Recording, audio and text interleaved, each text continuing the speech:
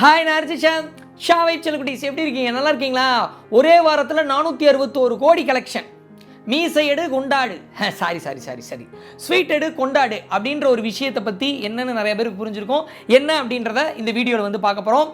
Leo disaster, Leo scam அப்படின்னு சொல்லிட்டு குறிவைத்து குளறுபடி பண்ணியதன் பின்னணி என்ன அப்படின்ற ஒரு விஷயத்தையும் பார்க்க போகிறோம். அது மட்டும் இல்லாமல் லியோவில் ஃபஹத் ஃபாசில் அவர்களும் விக்ரம்னா யார், நம்ம உலகநாயகன் கமல்ஹாசன் அவர்களும் நடிக்காததன் காரணம் என்ன அப்படின்றதையும் இந்த வீடியோவில் வந்து பார்க்க போகிறோம். வீடியோக்குள்ளே போகிறதுக்கு முன்னாடி லியோ கலெக்ஷன் மாதிரி நானும் வந்து நல்லா சம்பாதிக்கணுங்க அப்படின்னு சொல்லிட்டு ஆசைப்பட்டீங்க அப்படின்னா எந்த டிப்ளமோ கோர்ஸ் படிச்சிருந்தாலும் சரி, எனி கோர்ஸ் படிச்சிருந்தாலும் சரி, நீங்கள் ஃபெயில் ஆயிருந்தாலும் சரி, ராஜலட்சுமி எட்வர்ஸ் ஆன்லைன் பிளாட்ஃபார்ம் மூலியமாக Python, full stock development, data science, Java இதெல்லாம் படித்து நீங்கள் ஐடி வேலையில் ஜாயின் பண்ணலாம். உங்களுக்காகவே தமிழ்லேயும் சொல்லித்தராங்க, இங்கிலீஷ்லேயும் சொல்லித்தராங்க. Live classes and recording classes வந்து இருக்குது.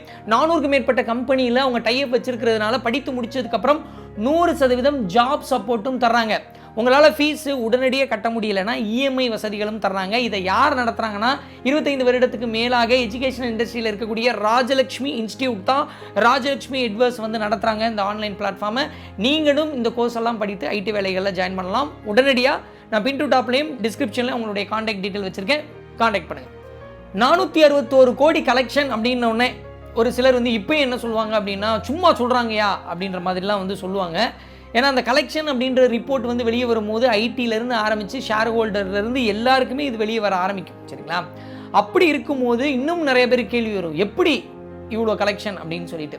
நீங்கள் ஜென்ரலாக எடுத்து பார்த்தீங்க அப்படின்னா பீஸ்ட் வரும்போது பீஸ்ட்டும் KGF 2வும் வந்தது. அப்போ 850 ஸ்க்ரீன் தமிழ்நாட்டில்னு வச்சுக்கிட்டிங்கன்னா 850+ ஸ்க்ரீன்னா அது அப்படி பாதியாக வந்து டிவைட் ஆச்சு.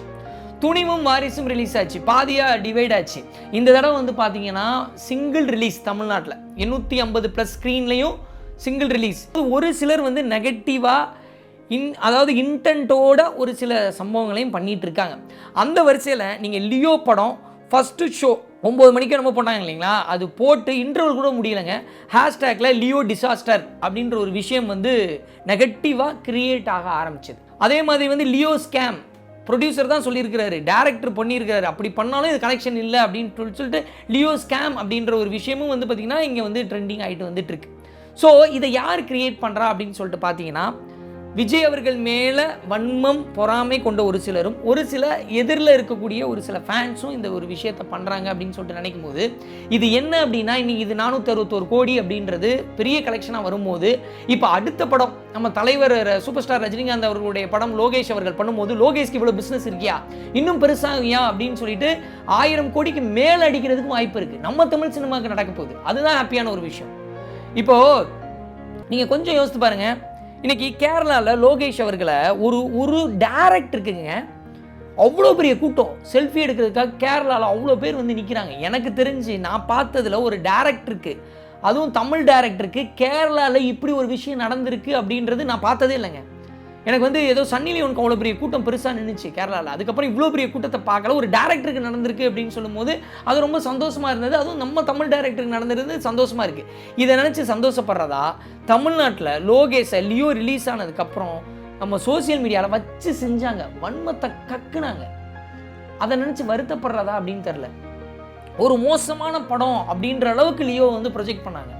நான் படம் பார்த்தேன், எனக்கு பிடிச்சிருந்தது. ஸோ விக்ரம் அப்படின்னா எல்லா நேரமும் ஒரு கிரிக்கெட் பிளேயரால் 100 ரன் அடிக்க முடியாது. அதே மாதிரி தான் லோகேஷும் ஒரு 99, 98, 95 எடுத்துக்கிட்டாலும் நம்ம செலிப்ரேட் தான் பண்ணணும் இல்லையா? ஆனால் ஒரு வன்மத்தை கக்குறது, சூரியனாலே வந்து பார்த்திங்கன்னா ஒரே மாதிரி இருக்க முடியாது. காலையில் ஒரு மாதிரி இருக்கும், மத்தியானம் ஒரு மாதிரி இருக்கும், ஈவினிங் ஒரு மாதிரி இருக்கும். பட் என்னை பொறுத்தவரை என்ன அப்படின்னா, இப்போ லோகேஷ் மீது வன்மத்தை கக்குறதும் லியோ மீது இப்போ வன்மத்தை கக்குறது, இது வந்து விஜய்க்கு மட்டும் நடக்கலைங்க. என்ன அது அப்படின்னா, இப்போ கொஞ்ச நாளைக்கு முன்னாடி ஜெயிலரில் ரஜினி அவர்களுக்கும் நடந்தது. ஆப்போசிட்டில் ஃபேன்ஸ் வந்து அப்படி பண்ணுறது இன்றைக்கி விஜய் அவர்களுக்கு நடக்கிற மாதிரி. அதே மாதிரி துணிவு நடக்கும்போது வந்து பார்த்திங்கன்னா அஜித் அவர்களுக்கும் நடந்தது.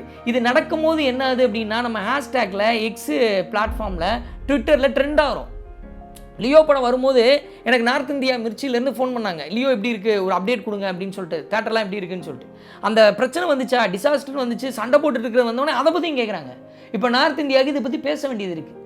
இப்போது சென்னையில் பாகிஸ்தான் இருக்குது, ஆப்கானிஸ்தான் இருக்குது, 2 டீமும் ஆடுறாங்க. பாகிஸ்தானுக்கு கை தட்டுறோம், ஆப்கானிஸ்தான் ஜெயிக்கும் போது கை தட்டுறோம். பாகிஸ்தான் ரொம்ப ஹாப்பியாக ஃபீல் பண்ணாங்க, ஆப்கானிஸ்தான் ரொம்ப ஹாப்பியாக ஃபீல் பண்ணாங்க.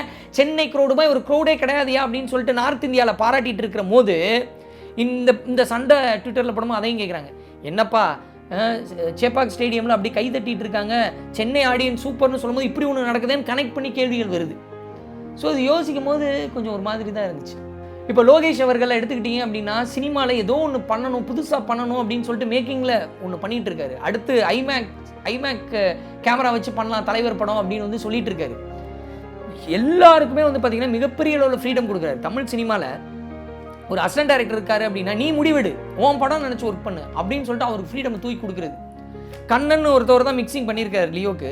சார் நீங்கள் ஃபுல்லாக பார்த்துக்கோங்க சார், மற்ற டேரக்டர்னா 10 நாள் 15 நாள் வந்து உட்காந்துப்பாங்க, ஆனால் இவர் ஃபுல்லாக என் ஃப்ரீடம் விட்டாரு. கடைசி ஒரு 2 மணி நேரம் வந்து பார்த்துட்டு கரெக்ஷன் மட்டும் சொல்லிட்டு போயிட்டாரு. சார் உங்கள் படம் சார், உங்கள் பேர் இருக்குது, கரெக்டாக பண்ணுவீங்க சார், எனக்கு நம்பிக்கை இருக்குன்னு. நீங்கள் கொஞ்சம் யோசித்து பாருங்கள், லோகேஷ் அவர்கள் ரத்னா வந்து இன்டர்வியூ கொடுக்க விட்டுருந்தாரு. இவ்வளோ பெரிய படம், இவ்வளோ பெரிய ஹைப் இருக்கிற ஒரு படத்துக்கு நான் தான் பண்ணேன் அப்படின்னு சொல்லிட்டு தான் சொல்லணும்னு நினைப்பாங்க எல்லாருமே. அப்படி இருக்கும்போது தான் கூட ஒர்க் பண்ண ஃப்ரெண்டை நீ கூட இன்டர்வியூ அப்படின்னு சொல்லிட்டு கொடுக்குறதெல்லாம் எனக்கு தெரிஞ்சு தமிழ் சினிமாவில் நடக்கலைங்க. அந்த மனசை பார்க்கணும்.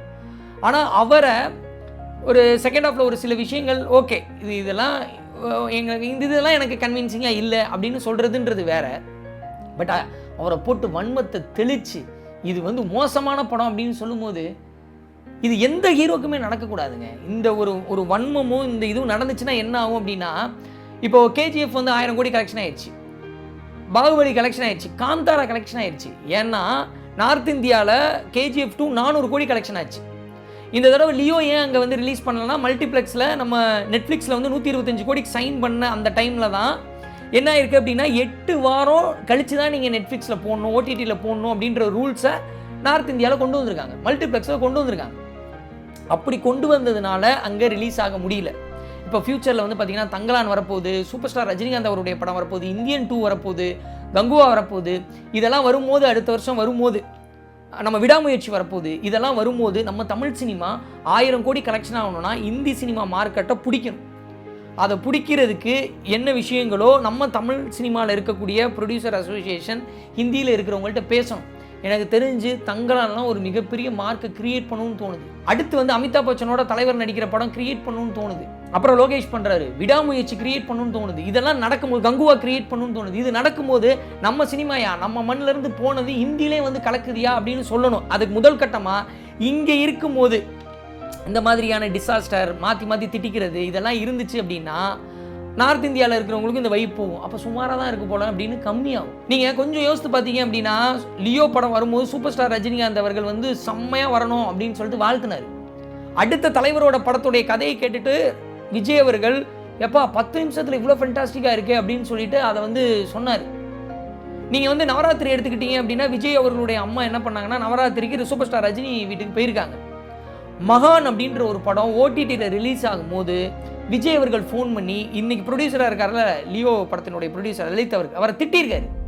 என்னையா இப்படி ஒரு படம்யா, அதுவும் ஒரு பையனை லான்ச் பண்ணியிருக்காரு, இந்த படம்லாம் தேட்டருக்கு வந்திருக்கணையா, எதுக்கியா ஓடிடியில் கொடுத்த அப்படின்னு சொல்லிட்டு கொரோனாவாக இருந்தால் நீ கொடுத்துருக்க கூடாதியா அப்படின்னு சொல்லிட்டு திட்டிருக்காரு இன்னொரு சக ஹீரோக்காக. ஸோ அவங்களுக்குள்ள இங்கேயோ அங்கேயோ ஈகோன்றது இருந்தாலும் அவங்களுக்குள்ள ஒரு அண்டர்ஸ்டாண்டிங் இருக்குது. லலித் அவர்களுக்கு ஃபோன் பண்ணி என்னப்பா ப்ரொடக்ஷன் வேல்யூ கலக்கிட்டீங்க, படம் நல்லா இருக்குது அப்படின்னு சொல்லிட்டு சூப்பர் ஸ்டார் ரஜினிகாந்த் வாழ்த்திருக்காரு. ஸோ அப்போ அவங்களுக்குள்ள ஒரு அண்டர்ஸ்டாண்டிங் இருக்குது. அப்படி இருக்கும்போது நம்மளும் ஒரு வருஷத்துக்கு 10 படம் வருங்க பெரிய ஹீரோ படம்.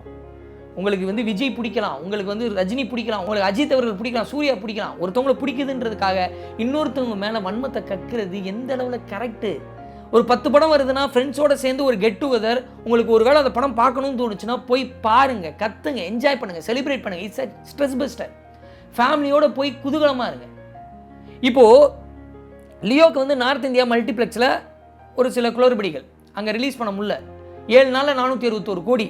ஒருவேளை அங்கேயே ரிலீஸ் ஆகியிருந்தா லியோ படத்தோடைய கிளைமேக்ஸில் நீங்கள் லோகேஷ் அவர்களை கேட்டிங்கன்னா லலித் அவர்களை கேட்டிங்கன்னா வாய்ஸ் மட்டும் போதும்னு சொன்னாருன்னு தான் சொல்லுவாங்க, வெளியே சொல்ல மாட்டாங்க.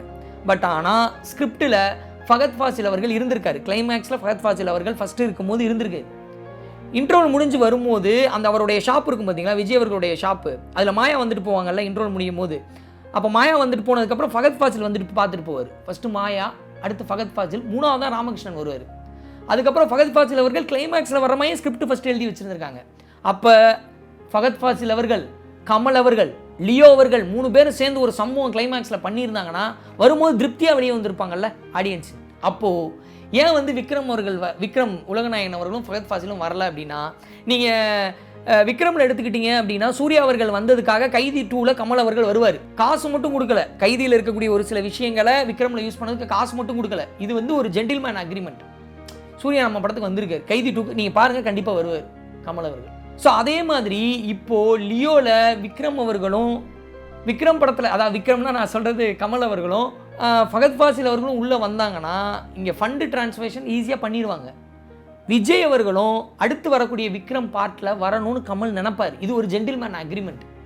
ஆனால் இப்போ அரசியல் அப்படின்ற ஒரு பிளானிங் போயிட்டு இருக்கிறதுனால, ஏன்னா சூப்பர் ஸ்டார் ரஜினி அவர்களுடைய படம் அடுத்து கைதி 2 அடுத்து விக்ரம் அப்படின்னு வரும்போது இன்னும் 3-4 இயர்ஸ் இருக்கும் அப்படின்றதுனால விஜய் அவர்கள் வேணான்னு சொல்லியிருக்கு. இதுதான் நடந்திருக்கு. ஒருவேளை இந்த 2 பேர் பெரிய ஆள் வந்திருந்தாங்க அப்படின்னா, நார்த் இந்தியாவிலும் ஓகே ஆயிருந்தது அப்படின்னா, இன்றைக்கி லலித் அவர்கள் சொல்கிறாரு 1000 கோடி பண்ண முடியாது ஏன்னா நார்த் இந்தியாவில் ரிலீஸ் ஆகலைன்னு.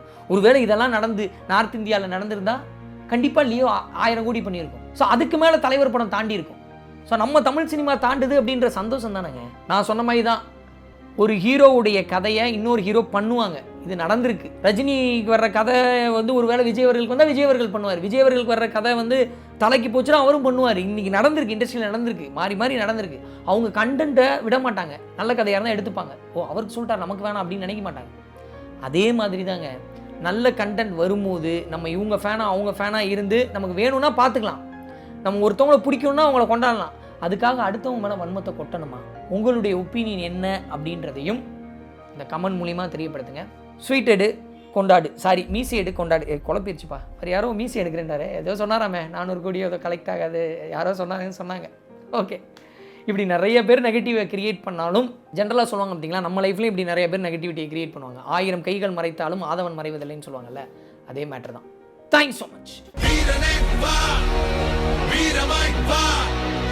உன்னை வென்று உலகை வெல்ல வீறு கொண்டு வாமா. 1000 தாண்டி போனால் ஓடியில